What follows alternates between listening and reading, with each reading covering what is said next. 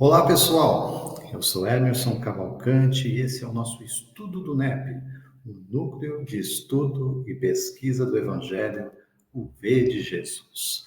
Nosso convite desde já para as redes sociais, seja a página do Facebook ou o canal do YouTube, basta digitar NEP V de Jesus. Se você não é inscrito ainda no canal, acione o sino de notificações, se inscreva, receba os novos vídeos das nossas atividades semanais. Aqui marcando o nosso retorno para esse ano de 2025, na terceira temporada do nosso estudo da Carta de Paulo aos Romanos, sob a ótica, sob a perspectiva da doutrina consoladora. Série essa intitulada Romanos verso a verso.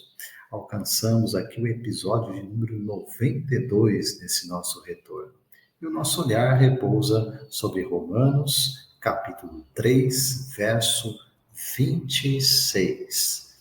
Só para dar aqui uma breve recapitulada, para a gente estar dentro do mesmo padrão de entendimento, nós vimos que Paulo começa a carta aos Romanos, lá no capítulo 1, se apresentando como um apóstolo, um enviado, portanto, separado para anunciar, para proclamar uma mensagem. Essa mensagem é a boa nova, a boa notícia. Que boa notícia é essa? Jesus, o Cristo, aguardado e prometido, enviado de Deus em todas as Escrituras do chamado Antigo Testamento para nós cristãos. A Torá para os judeus, para os hebreus. Aquele que fora anunciado como Messias veio na pessoa de Jesus de Nazaré. E nele encontramos tudo, absolutamente tudo o que nós precisamos para ser, de fato, retomarmos essa nossa condição de filhos de Deus. E esse retomar é que é o X da questão na carta aos Romanos, que ele vai explanar ainda dentro desse mesmo primeiro capítulo, tratando sobre a condição daqueles que não receberam essa primeira revelação, a mensagem que veio através na Torá, através dos mandamentos, do decálogo. Aqueles que não receberam, os estrangeiros, os gentios, os que estão porta fora de Israel, como eu, como você, os que não nasceram dentro daquela cultura, dentro daquela tradição, que não têm o repositório dos ensinos dos profetas e de Moisés.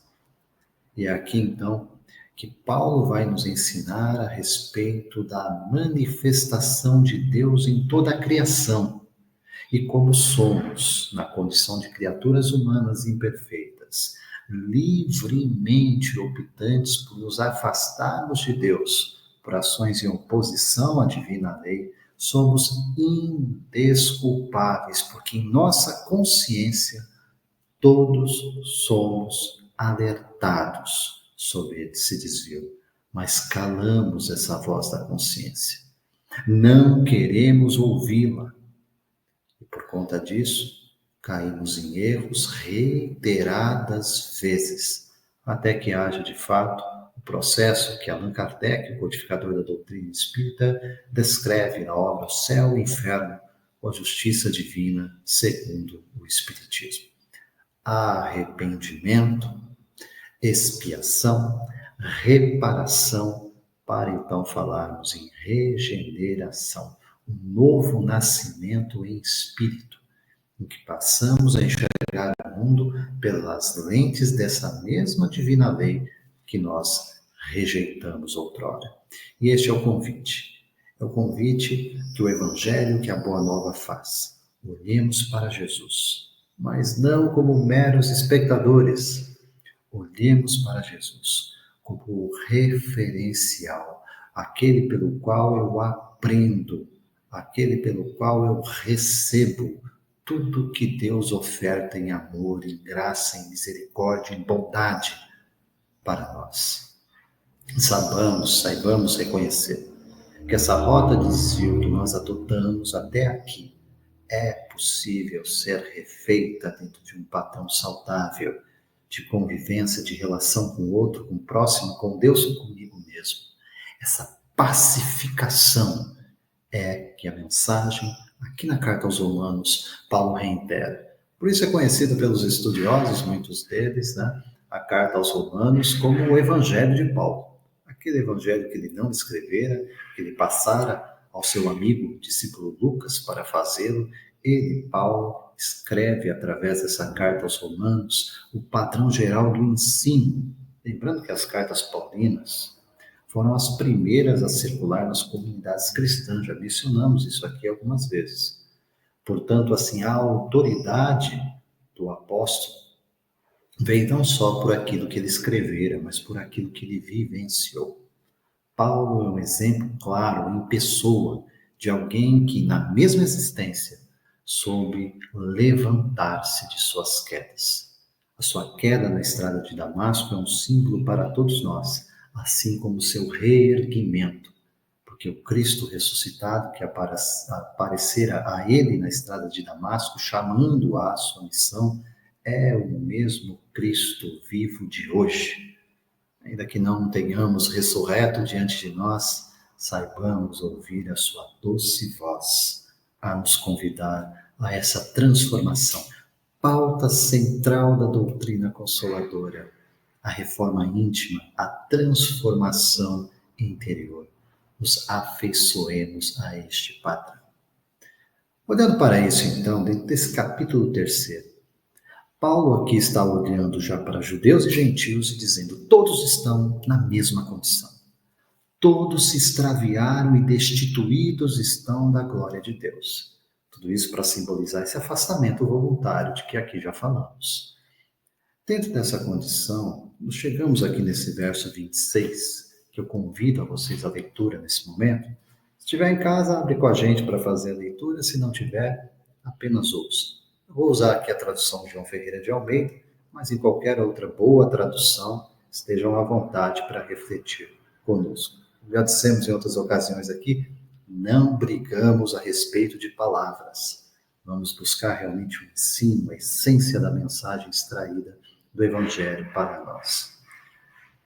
Verso 26, capítulo 3, carta aos Romanos, o apóstolo Paulo dita e o escriba Tércio anota o seguinte: para a demonstração da sua justiça neste tempo presente, para que ele seja justo e justificador daquele que tem fé em Jesus. Vamos entender aqui o que o apóstolo está falando? Ressalta para mim, no primeiro olhar na leitura, 3 pontos essenciais aqui para a compreensão, para a boa interpretação desse verso 26, do capítulo 3 da carta aos Romanos. Primeiro ponto, a intenção deliberada de Deus, inteligência suprema, de comunicar às suas criaturas, a essa imensa comunidade de espíritos imperfeitos que estão neste planeta Terra, demonstrando a sua justiça neste tempo presente.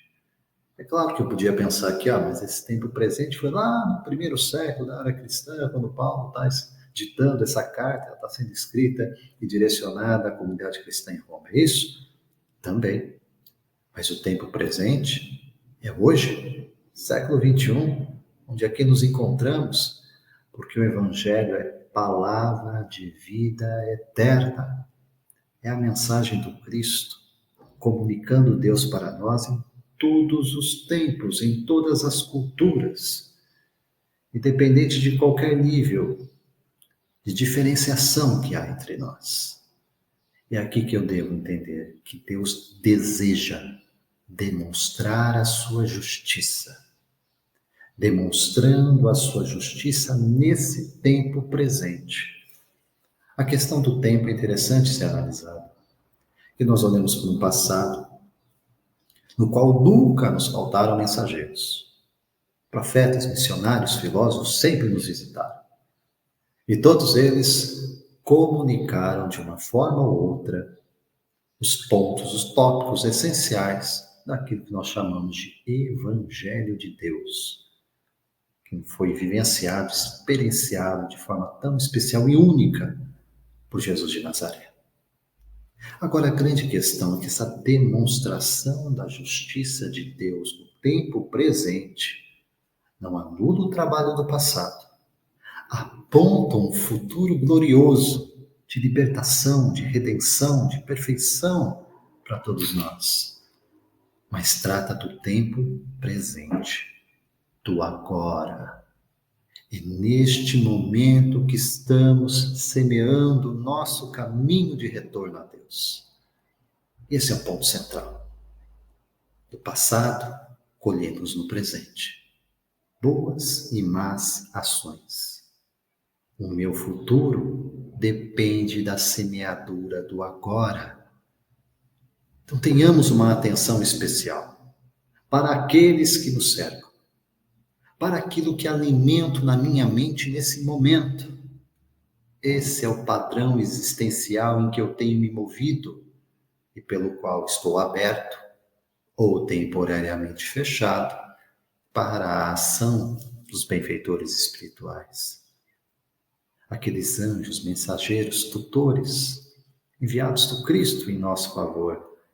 Por vezes cerramos os nossos olhos, tapamos os nossos ouvidos para não sentir, para não perceber, para não nos sensibilizar com as intuições, com as inspirações que nos convidam à elevação. E é por conta disso que a carta aos Romanos, nessa sequência do verso 26, nos fala sobre a justiça de Deus no tempo presente e diz que Ele, Deus, é justo, diferente de nós. Mas Ele é justo e justificador. Há uma ação da justiça através do justo, que é o Pai representado pelo seu Filho Jesus, que justifica, ajusta, requalifica, nos transforma a mente, nos fazendo de fato conectar essa fonte de vida, que é Deus, a sua sublime expressão de amor, de paz, de sabedoria. E aqui é a questão central. O justo que justifica. Justifica quem? Eu, você, cada um de nós, criaturas carentes, necessitadas do abraço, do afeto, do acolhimento que esse mesmo Deus Pai traz para cada um de nós. Abra o coração e o entendimento, ouça a voz da consciência, arrependa-se hoje. Esse arrependimento, reforçamos, essa mudança de conduta, essa mudança de mente, essa mudança de atitude, um novo olhar para aquilo que não foi bem até aqui, sim, mas também um olhar de requalificação daquilo que temos desenvolvido e que é positivo e que deve ser incentivado. Caminhemos adiante, confiantes, sabedores do amparo divino constante sobre nós. Ele é justo, Ele é justificador. E por fim, a mensagem nos traz ainda, nesse verso 26, para nos dizer: justificador daquele que tem fé em Jesus. Veja que aqui não se trata de questão denominacional. Qual igreja você participa? Qual você comunga? Se pergunta, né? Não. A fé em Jesus Cristo não é a fé num conjunto de princípios teológicos aceitos segundo uma tradição. Não. A fé em Jesus Cristo é um relacionamento com esse mediador de Deus para com os homens. Quando eu me relaciono com Ele, a fé, a confiança, gera em mim uma busca constante, um estado de fidelidade. Eu me afeiçoo a quem é Jesus. Ele comunica para mim as qualidades de filho de Deus que eu preciso desenvolver. E esse compromisso que forma uma espécie de padrão constante de busca, de reconhecimento e de autoconhecimento renovador, que a Boa Nova, representada pelo Cristo vivo, me traz.